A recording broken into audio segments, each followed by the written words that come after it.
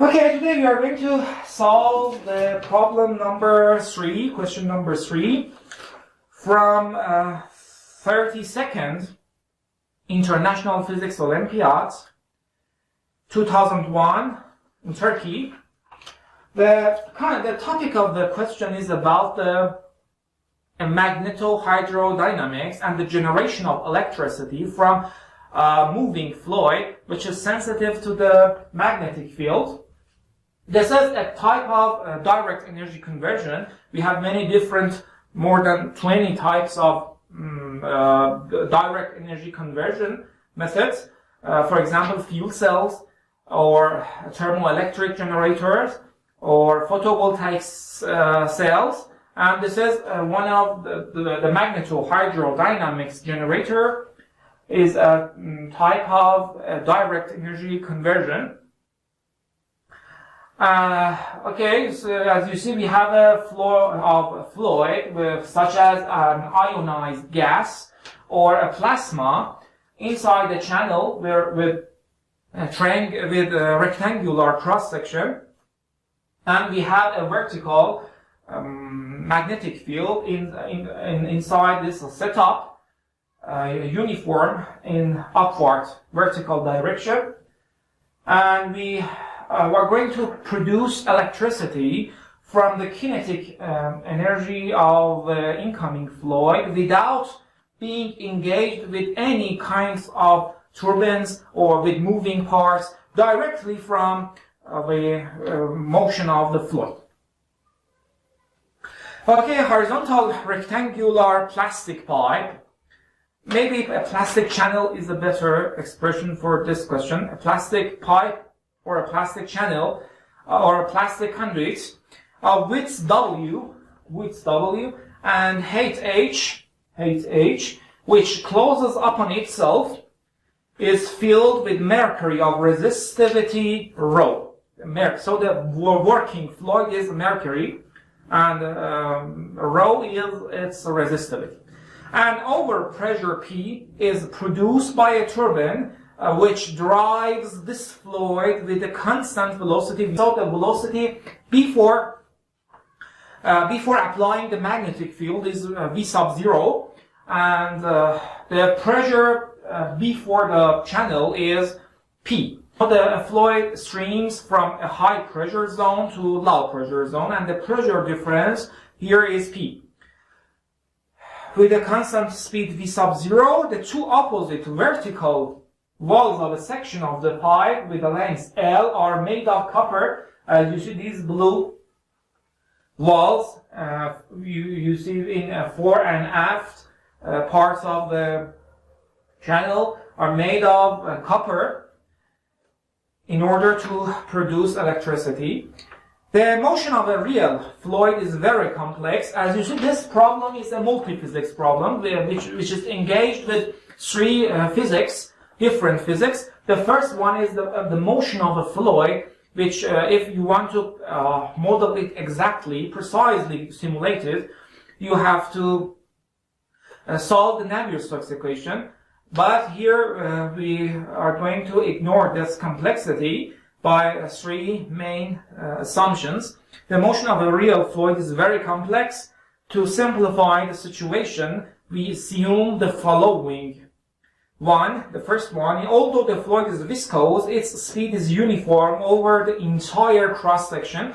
Based on the no-slip condition, the velocity of the fluid near walls is 0, and the maximum velocity appears near the center line. But here, because of simplicity and to avoid complexities, we assume that the velocity in the cross-section is uniform. The second one, the speed of the fluid is always proportional to the net external force applying upon it. This is a very well-known relation. This is not an assumption, actually. It can be obtained from physical relations by solving the Navier-Stokes equations in some university courses. You will find out that this is the Poiseuille equation, and in Poiseuille flows, when we have a higher pressure at the entrance of the channel, the flow rate, which equals the product of the velocity and the cross-section area, is proportional to the pressure difference. The fluid is incompressible. The third assumption is that the density is uniform everywhere in the channel, the density of the fluid. These valves are electrically shorted externally, and a uniform magnetic field B is applied vertically upward only in this section. So here in this section we have an upward in Z direction magnetic field, and we have a short wire here. There is a short circuit between these two vertical copper plates, and the setup is illustrated in the figure above with the unit vectors I, J, K, or X, Y, Z directions are shown here. Okay, find for the first part. The question has 4 parts. Find the first one. Find the force acting on the fluid due to the magnetic field in terms of L, B, H, W, rho, and the new velocity V. When you apply the magnetic field, the velocity of the fluid changes. The velocity reduces since the kinetic energy of the fluid is converted into the electrical energy, and the velocity reduces. Okay, let's start from the generalized Ohm's law. This relation demonstrates the generalized version of the Ohm's law, which is the electric field plus the cross product of the velocity of the fluid and the magnetic field equals sum of 3 terms: resistivity, Hall terms, and electron diamagnetic. In our question, in this context, we are going to ignore these 3 terms, which is just so common in different applications of the MHD problems. So we have the sum of E, and this cross product equals 0. So again, approximately 0, of course. And here, so we can obtain the electrical field, which is induced due to this magnetic field and the motion of the fluid. So minus the cross product of the velocity and the magnetic field. The velocity is in x direction, so V, I is the unit vector in x direction, and the magnetic field is in k direction or z direction. So you know the cross product of I and k is j. Is minus j, and we have another negative sign here, so the electrical field, or the induced electrical field based on the Faraday's induction law equals V times B and J. It is in J direction, so in normal to the page, in the direction of positive Y direction. You can easily obtain this result based on the right-hand rule. The next part, I am going to find the net force. So I need to first, based on the relation for the lowers, I have to find the electrical current in Y direction. So first I have to find the resistance of the electrical resistance of the fluid between 2 copper plates. So based on the definition of the resistivity, you know that this is the electrical resistance. Rho is the resistivity with the unit ohm meter. This is the cross-section normal to the direction of the electrical field, and this is the length. So W should be in the denominator, and the cross-section A is the product equals the product of L and H. So we can obtain that R, or the resistance, electrical resistance, equals rho W over LH.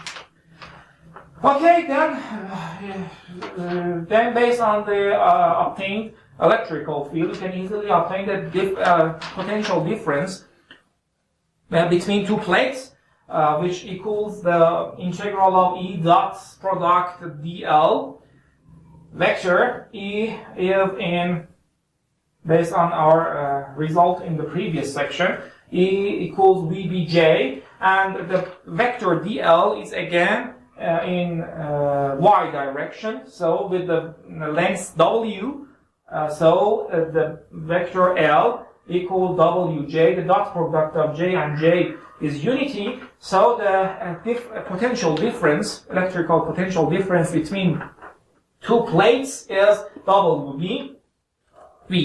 Always check the dimension of both sides of the relation. All relations you derive in any question, in any problems, in any field of physics, always the dimension of both sides of the equation should be homogeneous. This is the dimensional homogeneity law. Now we have the electrical potential, again based on the simple Ohm's law. You can easily derive an expression for the electrical current, which equals V sub P over R. We have computed V sub P here and the electrical resistance here. So this formula is the final extracted current, electrical current in this system, in this generator. Force vector due to the creation of this electrical field equals IL, cross product B. I is in negative y direction, so we have minus I, and L is the WJ, so minus I WJ cross product BK, the vector magnetic field vector BK. The cross product of J and K is I, and replace I here from the equation here. So this is the final form of the force from the magnetohydrodynamic setup force, something like this, and or due to the electrical field which is created due to the motion of a fluid inside a magnetic field. I can find the pressure by a simple division. The numerator is the force from electrical field, and the denominator is the cross-sectional area. So this is the pressure of due to electrical field, which opposes the main stream of the fluid inside the channel due to this minus sign here. In the non-dimensional form, you may obtain Q. Q is the MHD interaction parameter, which is a non-dimensionalized parameter, by dividing this pressure of electrical field. And also at the denominator is the dynamic pressure, which equals the density of the fluid times the velocity squared. This is the dynamic pressure. This one is the pressure from induced electric field. And this relation or this non-dimensional parameter should be greater than 0.1 in different real applications. Okay, and the final step, I want to compute the net or the total force, which is the difference between the force from the pressure or the overpressure and also this force from the induced electrical field. So you multiply the pressure by the cross-section area HW, and similarly multiply this pressure again by the cross-section area. This is the net or the total force exerted on the moving fluid inside the channel in magnetic field. The second part of the question is about an expression for the new speed V, the speed of the fluid when you have applied the magnetic field. Derive an expression for the new speed V of the fluid in terms of V sub 0, or the initial velocity without this magnetic field. In terms of V sub 0, P, L, B, and rho after the magnetic field is applied. So based on one of assumptions, or based on the concepts in fluid mechanics, the flow rate is proportional to the pressure, And the flow rate is equals the product of velocity and the cross-section area, and the cross-section of the channel is again a constant, so the velocity is proportional to the pressure. So at the initial condition, the velocity of the fluid is v sub 0 and the pressure is p. After applying the magnetic field, the velocity reduces to v and the pressure reduces to p minus p e sub e. P sub e is the pressure due to induced electrical field. You can divide both sides of these proportionalities, and the ratio of the new velocity v and initial velocity v0 equals the difference in pressures over p, and you derive an expression for the new speed v. In this relation, v is the unknown, so you have to replace the magnitude of pe from here. You see there is another v in this equation, and you can find the magnitude of v based on the initial velocity and the magnetic field, the strength of the magnetic field, and other parameters. Non-dimensionalize the relation, so divide both sides by v sub 0. So the ratio of two velocities equals p times rho over p times rho plus v sub 0 b squared L. As you see, this is a positive number. This term here at the right hand side is always less than 1. It can be equal to 1, but only when the magnetic field, the strength of the magnetic field is 0, which is not a logical assumption, and when the velocity of the fluid is 0, and it is not again a realistic assumption. So we have a fluid with a velocity inside the magnetic field, so this term is always less than 1 in real applications.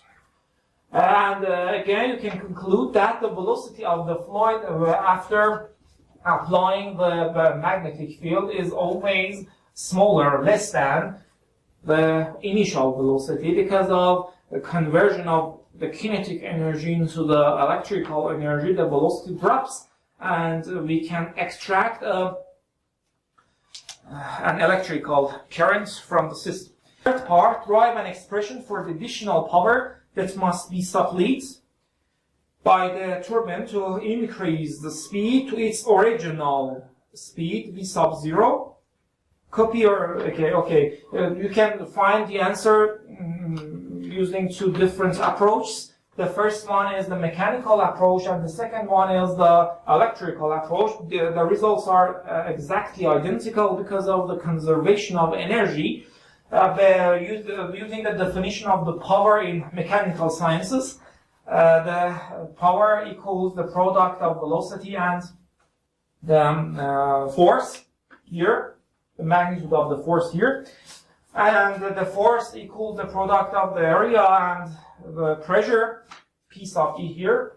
So substitute the magnitude of the pressure, P sub E, from this relation here, and you can find the final result. From another viewpoint, using the electrical relations, the power equals the product of the electrical potential and the electrical current. We have the electrical potential here, and also we obtain the electrical current here. So the results are exactly similar. And the fourth part is completely different. The fourth part of the question is completely irrelevant to the other parts. The only similar part is the geometry of the problem. Now the magnetic field is turned off. So we have nothing to do with the magnetic field and the Faraday's induction law and all other laws. The magnetic field is turned off and the mercury is replaced by water. So we have a flow of water inside the channel. The geometry is exactly the same without presence of the magnetic field. Mercury is replaced by water flowing with speed v sub 0. So the speed is a constant v sub 0. and does not change because there is no magnetic field. So the velocity of the fluid is constant, remains constant. An electromagnetic wave with a single frequency sent along the section with length L, the section with length L, in the direction of the flow. The refractive index of water is N, and the velocity of the fluid V sub 0 is smaller than the speed of light.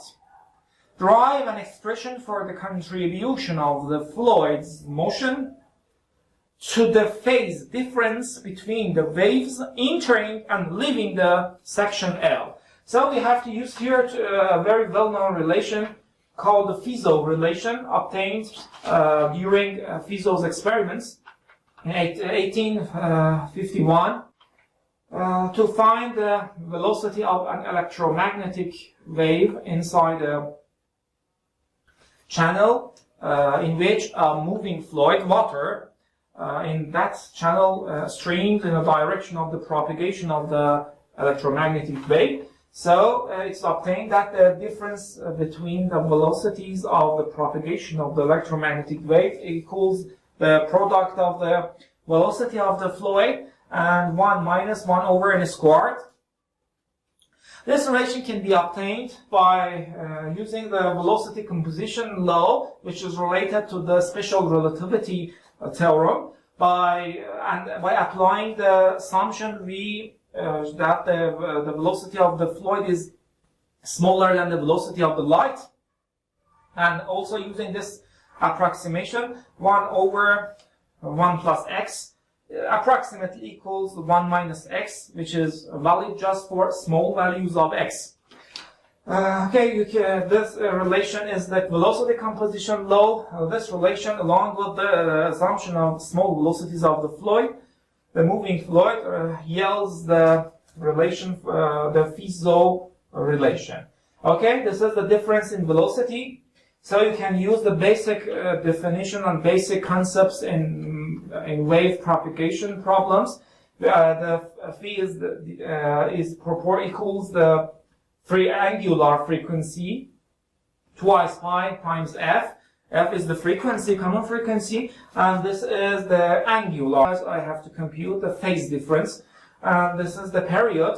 So the period equals L over U. U is the speed of propagation, and L is the length of the channel. So the difference in phi, the different delta phi, or the phase difference, equals twice pi times f, and the difference in the period of propagation of the difference between the time between two peaks of the electromagnetic wave. And based on this relation, L is a constant, so the phase difference equals twice pi f times L, and difference delta 1 over U. Based on the definitions of something similar to the definition of derivative of 1 over f, something like this, you can obtain that the phase difference equals twice pi times f times L times delta U, or the velocity difference from the entrance to the exit of the channel, over U sub 1 squared. U sub 1 is the velocity of the electromagnetic wave at the beginning of the channel, which equals c over n. C is the velocity of light, and n is the refractive index. Okay, and as you see here, the velocity of the electromagnetic wave at the exit is greater than the velocity, its velocity at the entrance. And replace the velocity difference from this relation here, and the velocity at the entrance equals c over n. So you can easily obtain the final relation for the phase difference between the electromagnetic wave at the entrance and at the exit of the channel.